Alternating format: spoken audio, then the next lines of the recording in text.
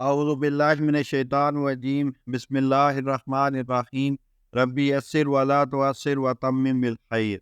تاریخ طبری جلد اول کا مطالعہ کر رہے ہیں۔ آج کے ایپیسوڈ میں آدم کے استفہامیہ فکرے کا جواب اس کا بیان کریں گے۔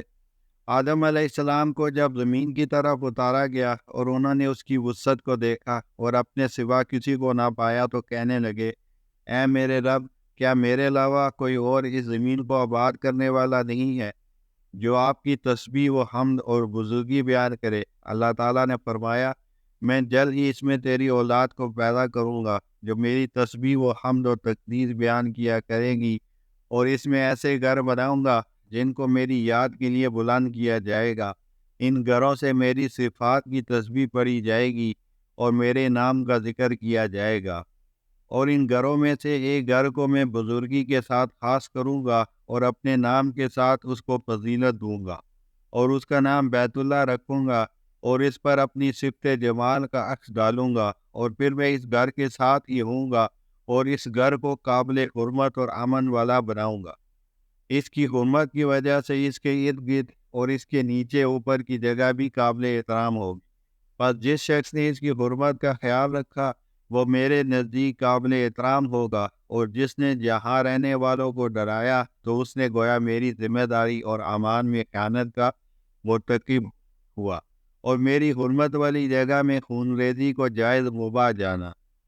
میں اسے سب سے پہلا گھر بناؤں گا جو لوگوں کی عبادت کے لیے بنایا گیا ہو، اور یہ گھر شہر مکہ کے وسط میں ہوگا جو کہ بابرکت شہر ہے، اور اس کی طرف کمزور اونٹوں پر سوار ہو کر دور دراز مقامات سے بکھرے ہوئے بالوں والے خاک میں اٹے ہوئے لوگ آئیں گے جو لرزتے ہوئے تسبیح پڑھ رہے ہوں گے، روتے ہوئے اور آنسو بہاتے ہوئے آ رہے ہوں گے، بلند آواز سے تکبیر کہہ رہے ہوں گے۔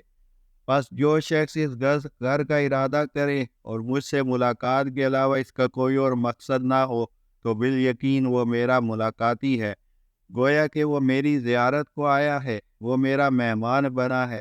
بس مجھ پر حق ہے کہ میں اپنے ملاقاتی اور مہمان کی عزت کروں اور ان کی ہر حاجت و ضرورت کو پورا کروں۔ اے آدم، جب تک تم زندہ رہو گے اس وقت تک تم اس کو آباد کرو گے، اس لیے تمہاری اولاد میں سے انبیاء، امتیں اور قومیں ہر زمانے میں اس کو آباد رکھیں گی۔ پس آدم علیہ السلام کو حکم دیا گیا کہ وہ بیت اللہ کی طرف آئیں جو ان کے لیے زمین پر اتارا گیا، اور اس کا طواف کریں جس طرح انہوں نے فرشتوں کو عرش کے ارد گرد طواف کرتے دیکھا۔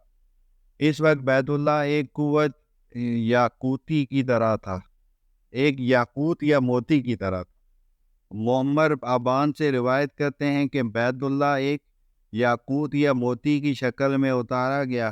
پھر اللہ تعالیٰ نے قوم نوح کو غرق کیا تو اس بیت اللہ کو آسمان پر اٹھا لیا اور صرف اس کی بنیادیں باقی رہ گئی۔ انہی بنیادوں پر اللہ تعالیٰ نے حضرت ابراہیم علیہ السلام کو بیت اللہ تعمیر کرنے کا حکم دیا، لہذا حضرت ابراہیم علیہ السلام نے اللہ کے حکم کے مطابق بیت اللہ کی تعمیر کی۔ آدم علیہ السلام جب زمین پر آئے تو بہت روئے اور اپنی خطا پر گریہ وزاری میں حد کر دی، اور اپنی غلطی پر بہت زیادہ نادم ہوئے، اور اللہ تعالیٰ سے اپنی توبہ کی قبولیت کی درخواست کی اور خطا بخشی کی التجا کی۔ حضرت ابن عباس رضی اللہ عنہ سے آیت مبارکہ فَتَلَقَّى آدَمُ مِن رَبِّهِ كَلِمَاتٍ فَتَابَ عَلَيْهِ سورہ بقرہ آیت نمبر 37۔ اس وقت آدم نے اپنے رب سے چند کلمات سیکھ کر توبہ کی جس کو اس کے رب نے قبول کر لیا۔ کی تفسیر میں مروی ہے، آدم علیہ السلام نے عرض کیا، اے میرے رب، کیا آپ نے مجھے اپنے دستے مبارک سے نہیں بنایا؟ فرمایا، کیوں نہیں؟ عرض کیا، اے میرے رب، کیا آپ نے میرے اندر اپنی طرف سے روح نہیں پھونکی؟ فرمایا، کیوں نہیں؟ عرض کیا آپ نے مجھے جنت میں ٹھکانہ عطا نہیں کیا تھا؟ فرمایا، کیوں نہیں؟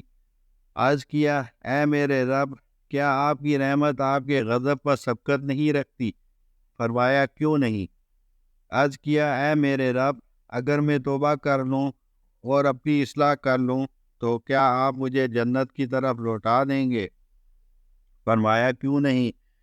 ابن عباس رضی اللہ عنہ فرماتے ہیں کہ فَتَلَقَّى آدَمُ مِن رَبِّهِ كَلِمَاتٍ فَتَابَ عَلَيْهِ میں کلمات سے یہی کلمات مراد ہیں۔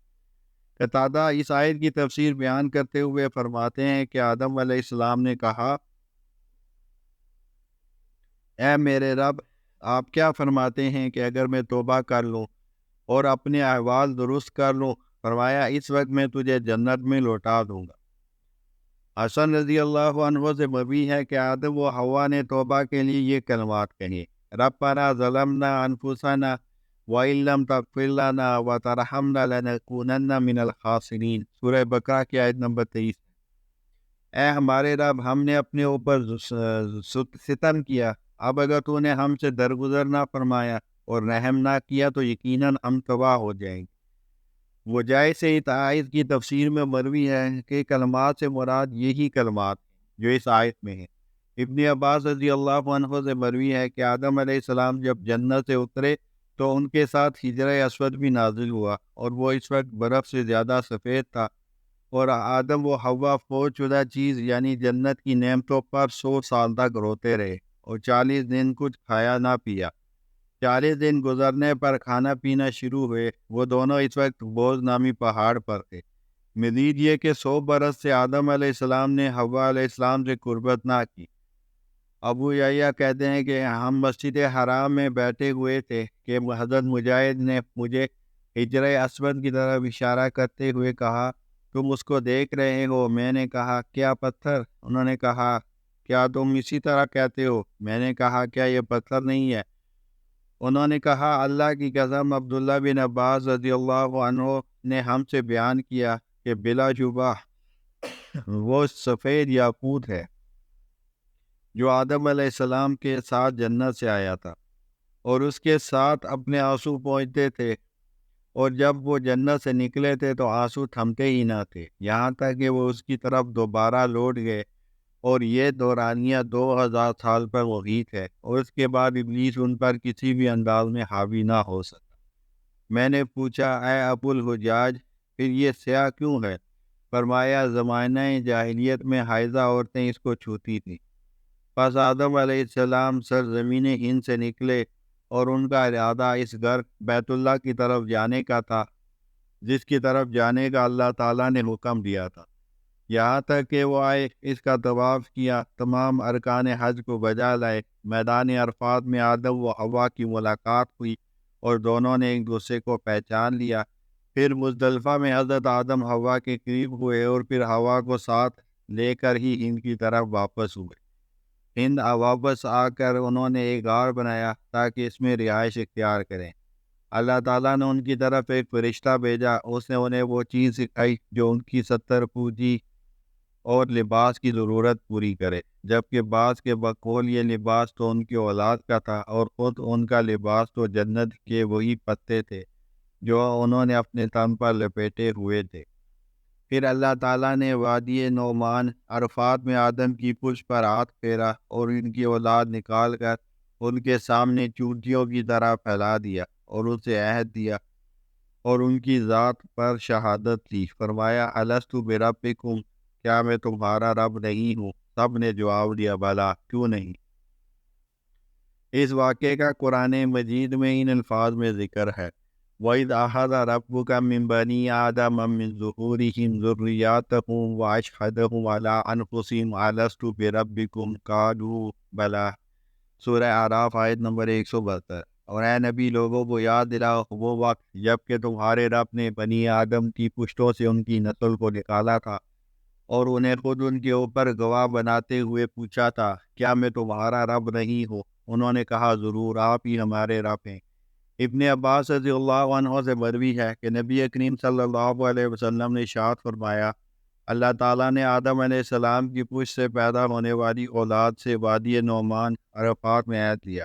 پس آدم علیہ السلام کی پشت سے ان تمام کو نکالا، اور جن کو ان کی اولاد میں پیدا کرنا مقصود تھا، ان کو اپنے سامنے چونٹیوں کی مانند پھیلا دیا۔ پھر ان کو اپنے سامنے کر کے کلام کیا اور پوچھا، الستُ بربکم قالوا بلی۔ ابن عباس رضی اللہ عنہ عیسائی کی تفسیر میں بیان کرتے ہیں کہ ہمارے رب نے آدم علیہ السلام کی پشت پر ہاتھ پھیرا، پس ہر ذی روح چیز جو کہ ان کی پشت سے قیامت تک پیدا کرنا مقصود تھی، اس وادی نعمان میں نکل پڑی۔ پھر اللہ تعالیٰ نے ان سے عہد لیا اور انہوں نے ان کی اپنی جانوں پر گواہ بنایا۔ ابن عباس رضی اللہ عنہ ایک اور انداز میں بیان کرتے ہیں کہ آدم علیہ السلام کو آسمان سے اتارا گیا، اللہ تعالیٰ نے ان کی پشت پر ہاتھ پھیرا اور ہر ذی روح چیز جو ان کی پشت سے قیامت تک پیدا کرنا مقصود تھی اس کو نکالا، پھر پوچھا الستُ بربکم، انہوں نے جواب دیا بلا۔ پھر ابن عباس رضی اللہ عنہ نے یہ آیت مبارکہ تلاوت فرمائی، وَإِذْ أَخَذَ رَبُّكَ، پس قیامت تک ہونے والے واقعات کو قلم نے اسی دن لکھ لیا۔ ایک اور انداز میں انہی سے مروی ہے کہ اللہ تعالیٰ نے جب آدم علیہ السلام کو پیدا کیا تو ان کی پشت سے ان کی اولاد کو مثل چونٹیوں کے نکالا اور وہ 2 مٹھیاں بھری۔ دائیں مٹھی والوں کو کہا کہ تم سلامتی کے ساتھ جنت میں داخل کیے جاؤ گے، اور بائیں مٹھی والوں سے کہا کہ تم دوزخ میں داخل کیے جاؤ گے، اور مجھے اس بات کی کچھ پرواہ نہیں۔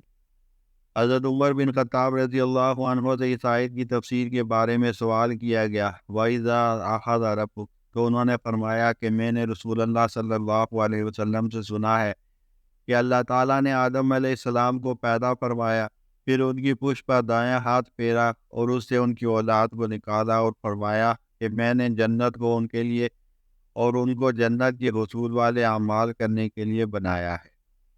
دوبارہ آدم علیہ السلام کی پشت پر ہاتھ پھیرا اور ان کی اولاد کو نکالا اور فرمایا کہ میں نے دوزخ کو ان کے لیے اور ان کو دوزخ حاصل کرنے والے اعمال کرنے کے لیے پیدا کیا ہے۔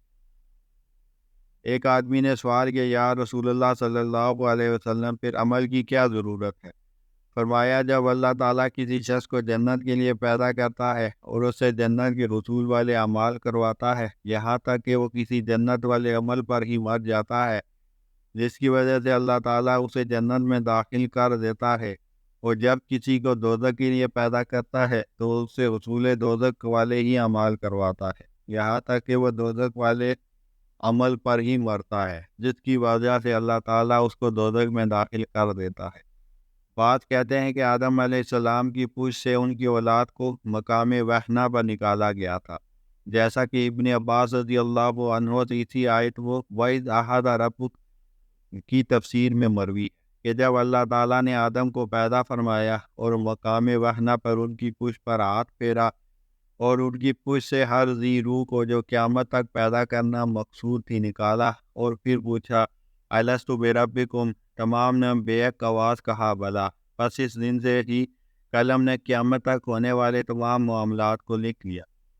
اور بعض کا قول ہے کہ اللہ تعالیٰ نے آدم کی پشت سے ان کی اولاد کو ان کی جنت سے نکالے جانے کے بعد اور زمین پر اتارے جانے سے قبل آسمان پر ہی نکالا تھا، جیسا کہ حضرت سدی رحمہ اللہ سے یہی زائد وَإِذْ أَخَذَ رَبُّكَ الہ کی تفسیر میں مروی ہے کہ جب اللہ تعالیٰ نے آدم کو جنت سے نکالا اور ابھی تک آسمان سے نہ اتارا تھا کہ ان کی پشت کے دائیں جانب اپنا ہاتھ پھیرا اور ان کی اولاد کو سفید چونٹیوں کی طرح مثل موتیوں کے اتارا اور ان سے فرمایا کہ میری رحمت سے جنت میں داخل ہو جاؤ، پھر ان کی پشت کی بائیں جانب ہاتھ پھیرا اور ان کی اولاد کو چونٹیوں کی شکل میں اتارا اور فرمایا کہ تم دوزخ میں داخل ہو جاؤ، مجھے کچھ پرواہ نہیں۔